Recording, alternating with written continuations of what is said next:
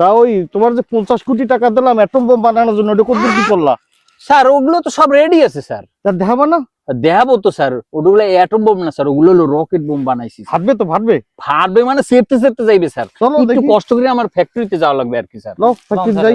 এই একটু সাইড দাও, সাইড দাও, আসেন আসেন স্যার, আসেন আসেন স্যার, সাইড দাও, সাইড দাও স্যার।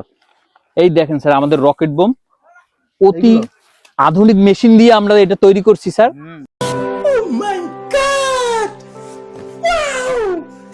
মারাত্মক জিনিস স্যার। ফাটবে? এটা যেখান থেকে যাবে স্যার ওখানে চেপতে চেপতে যাবে স্যার। জ্বলে জ্বলে জ্বলে। একদম স্যার, চেপতে জ্বলবে, চেপতে যাবে। জ্বলবে। জি স্যার, একটু একটু দেখেন, এটা বারুদের গ্রান গুলো খুব ভালো স্যার। মিসাইল মিসাইল নতুন আইটেম। একটু হুঙ্গে দেখবি।